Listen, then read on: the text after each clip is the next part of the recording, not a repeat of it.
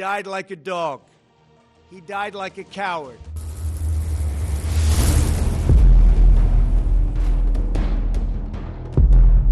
क्या आईएस अब पूरी तरह से खत्म हो जाएगा?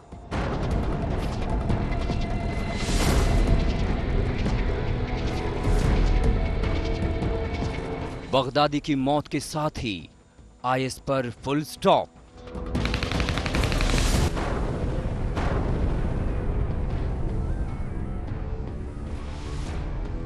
ना रहा बगदादी, ना बचा उत्तराधिकारी।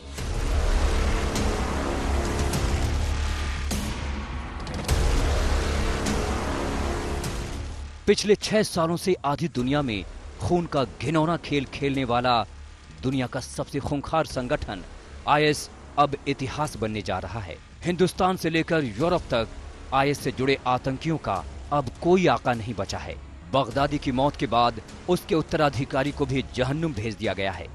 अमेरिका ने दावा किया है कि बगदादी के उत्तराधिकारी को भी अमेरिकी सेना ने मौत के घाट उतार दिया है। ऐसे में खुद को दुनिया भर के मुसलमानों का खलीफा बताने वाले बगदादी के आतंकी संगठन के पास अब उत्तराधिकारी का संकट आ चुका है। बगदादी की मौत का ऐलान करने वाले अमेरिकी राष्ट्रपति डोनाल्ड ट्रंप ने ट्वीट कर बगदादी के उत्तराधिकारी के मारे जाने का भी ऐलान किया।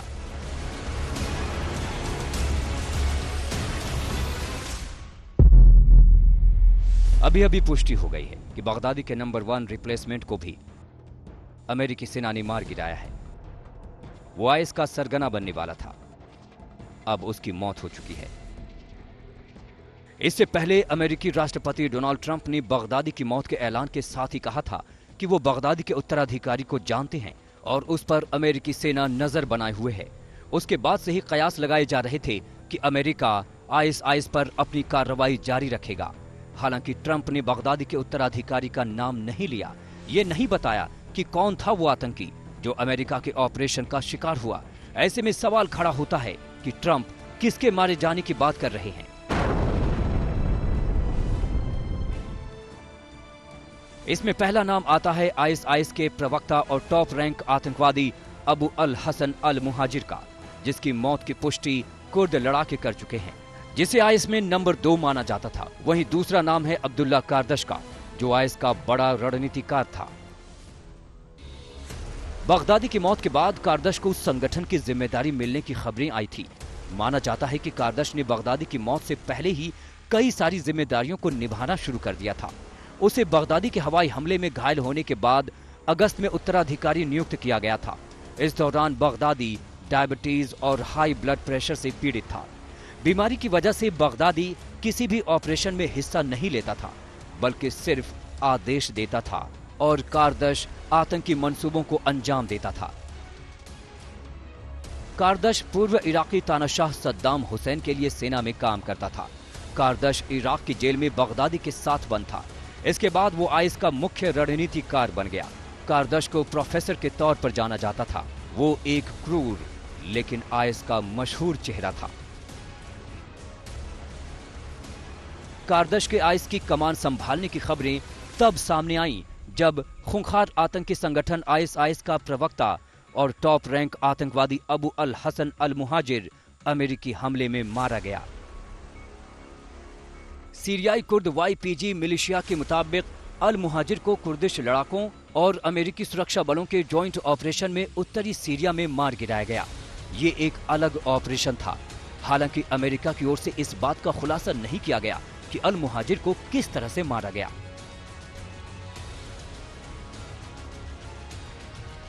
अल मुहाजिर अबू बकर अल बगदादी का दाहिना हाथ था। आईएस में मुहाजिर को बगदादी के बाद नंबर 2 माना जाता था।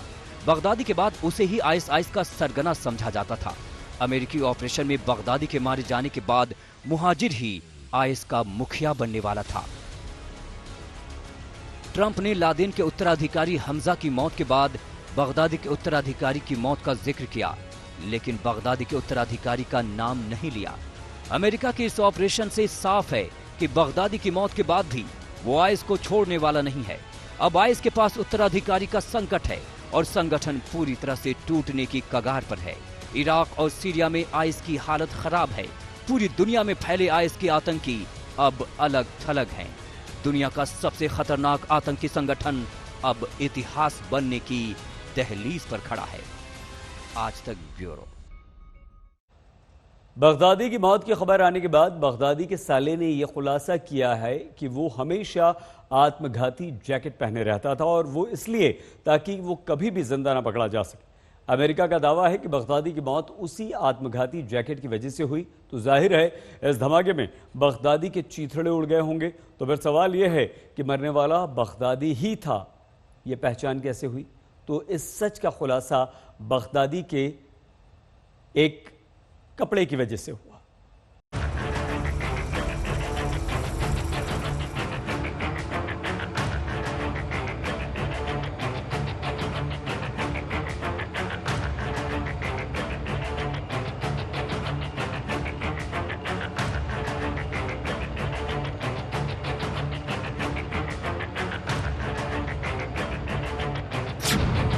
बार बार क्यों मरता है बगदादी?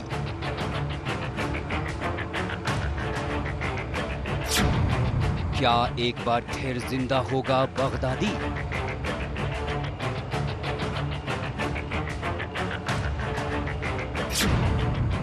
या बगदादी की कहानी अब खत्म हो चुकी है?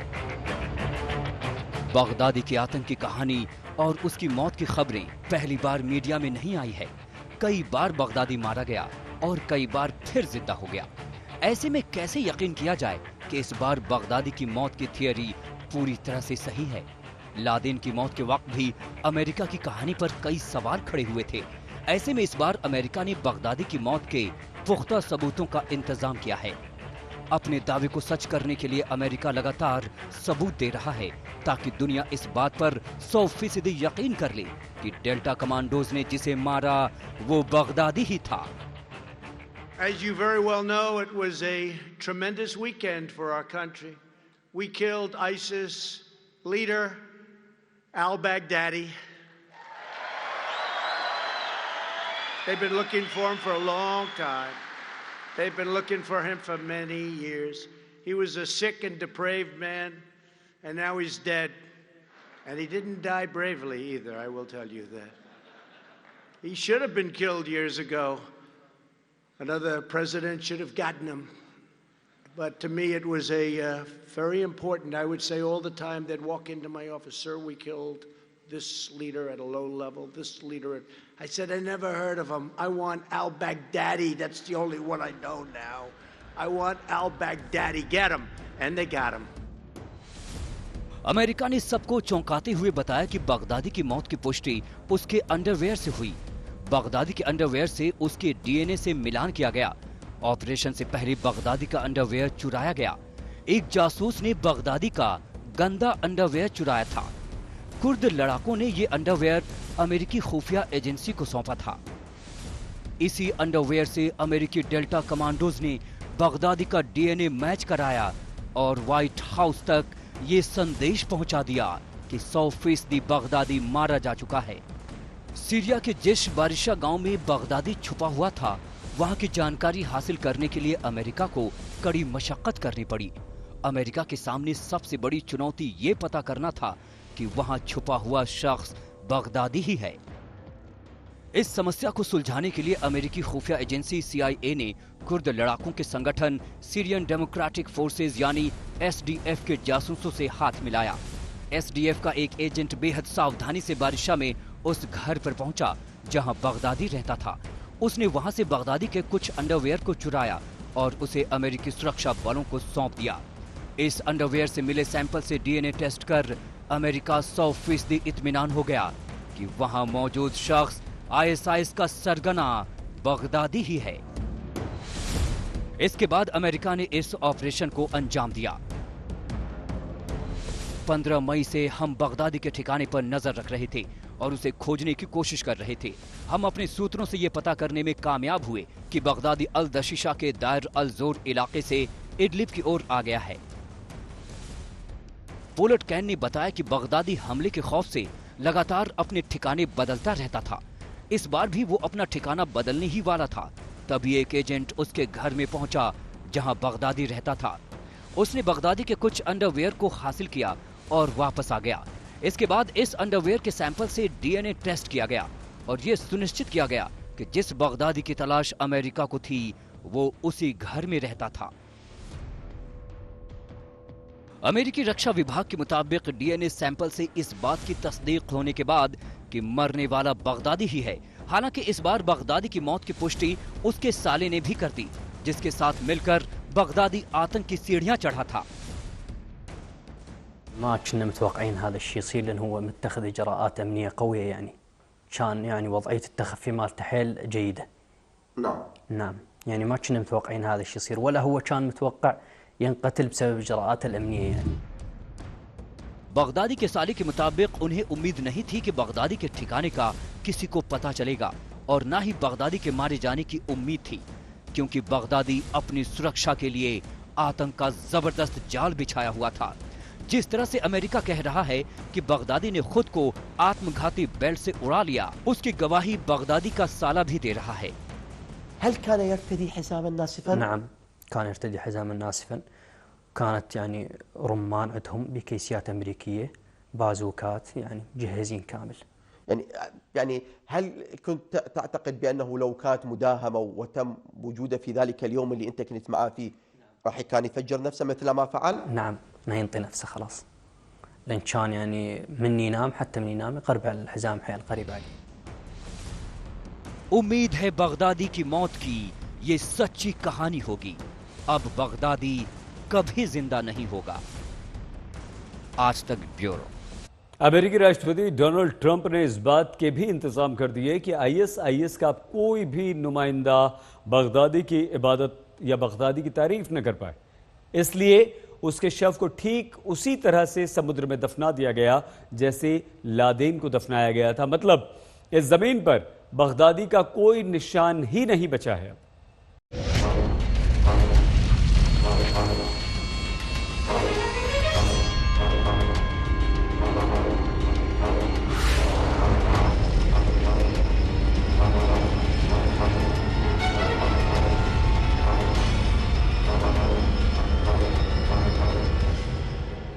आतंक का आका बगदादी अब इतिहास बन चुका है, लेकिन दुनिया के सबसे खतरनाक आतंकी संगठन आईएस को कैसे खत्म किया जाएगा, ये वो सवाल है जो बगदादी की मौत के बाद खड़ा हो गया है।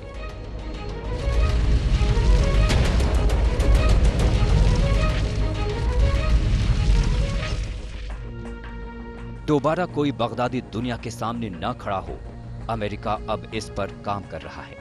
आईएस की जड़ें खोदी जा रही हैं। जिन लोगों का ब्रेन वॉश करके उन्हें आतंक के खौफनाक रास्ते में ढकेला गया, उस सोच को भी खत्म करना जरूरी है। Kill the leader of ISIS is a very, very big step forward. So killing the leader was a very big symbolic victory. I think it was very, very big for America, big for the world, big for the region. But at the end of the day, we still have more work to do. यही वजह है कि Baghdadi के मारे जाने के बाद America के सामने सबसे बड़ी चुनौती बगदादी के शव को लेकर थी, जिसके लिए उसने वही तरीका अपनाया जो उसामा बिन लादेन के साथ किया था। अमेरिका ने इस्लामिक स्टेट सरगना बगदादी के अवशेषों को समुद्र में दफना दिया है। अमेरिका के मुताबिक सारे काम इस्लामिक रिवाज के अनुसार किए गए। अंतिम संस्कार तय नियमों और लॉ ऑफ आर्म्ड कॉन्फ्लिक्ट के तहत किया गया। बगदादी के शव को फोरेंसिक डीएनए जांच के लिए एक सुरक्षित केंद्र ले जाया गया था, ताकि उसकी पहचान की पुष्टि की जा सके, और फिर शव को समुद्र में दफना दिया गया। इससे पहले अलकायदा सरगना ओसामा बिन लादेन को भी समुद्र में दफनाया गया था। 2011 में पाकिस्तान के एबटाबाद में अमेरिकी कार्रवाई में लादेन मारा गया था। तब लादेन के शव को एक काले बैग में रखकर डुबोया गया था। बैग के भीतर करीब 136 किलो वजनी लोहे की जंजीरें भी रखी गई थी, जिससे वो समंदर में बिल्कुल नीचे चला जाए।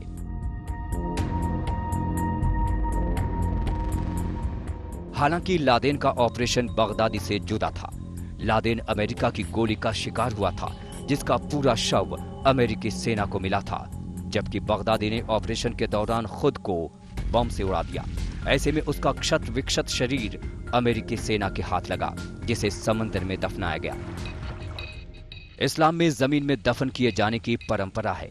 लेकिन अमेरिकी सेना ने बगदादी को समुद्र में दफनाने का फैसला इसलिए किया ताकि भविष्य में आतंकी इस्लामिक स्टेट के सरगना की कब्र को किसी स्मारक में न तब्दील कर दे, जहां से एक बार फिर आतंकियों की फौज न तैयार हो, लोगों का ब्रेन फिर न वॉश किया जाए, क्योंकि आईएस इस काम में पूरी दुनिया में जाना जाता है।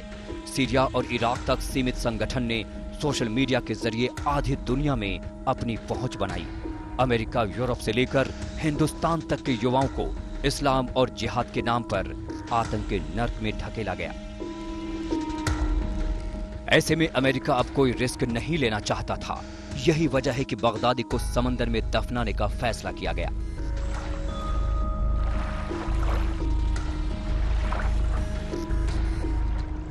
इतना ही नहीं, अमेरिकी सैनिकों ने बगदादी के गुप्त ठिकाने पर मिली आईएस से जुड़ी चीजों को रख लिया है। इसमें खूंखार आतंकी संगठन की भविष्य की साजिशों के बारे में जानकारी भी शामिल है, जिसके आधार पर आगे की रणनीति तैयार की जा रही है। बगदादी के साथियों को पकड़ा जाएगा, आईएस को पूरी तरह से खत्म किया जा रहा है। आज तक ब्यूरो।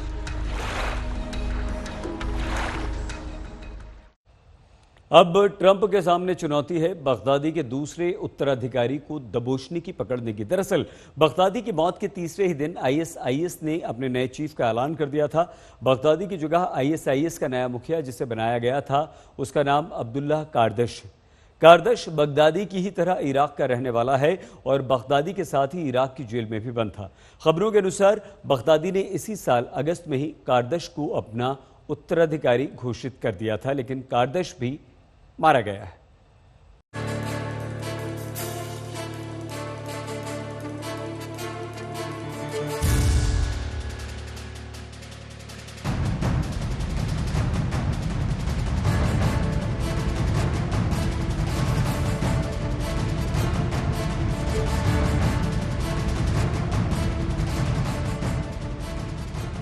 बगदादी की मौत को अभी 3 दिन भी नहीं बीते कि दुनिया में दहशत के नए सरगना की आईएस ने घोषणा कर दी है। आईएस के इस नए सरगना का नाम है अब्दुल्ला करदाश।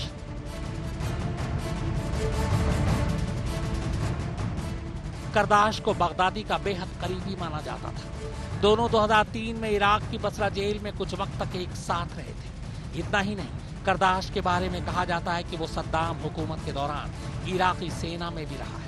करदाश को ये जिम्मेदारी अबू बकर अल बगदादी के अमेरिकी कार्रवाई में मारे जाने के बाद दी गई है। यानी करदाश का उत्तराधिकारी बनाया जाना इस बात की तस्दीक करता है कि बगदादी मारा जा चुका है।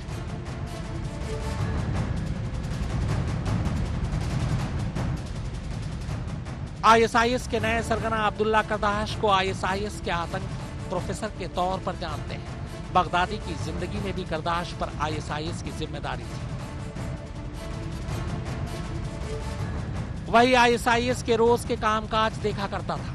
आतंक की गद्दी पर करदाश की ताजपोशी की ये खबर सीरिया के एक स्थानीय खुफिया अधिकारी ने मीडिया को दी है। हालांकि एक रिपोर्ट के मुताबिक अगस्त में बगदादी पर हुए हवाई हमले में घायल होने के बाद करदाश को उत्तराधिकारी नियुक्त कर दिया गया था।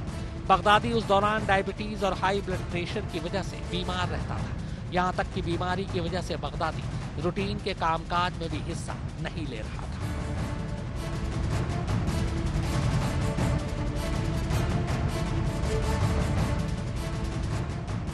हालांकि साल 2014 में जिस तरह सीरिया और इराक में आईएस का दबदबा था, अब बिल्कुल भी वैसी हालत नहीं है। दोनों मुल्कों से आईएस के आतंकियों को खदेड़ा जा चुका है। बगदादी के तमाम करीबी मारे जा चुके हैं। इराक से लगभग आईएस का खात्मा हो चुका है, जबकि सीरिया के बेहद छोटे से हिस्से में आईएस के समर्थक अब भी जरूर मौजूद है।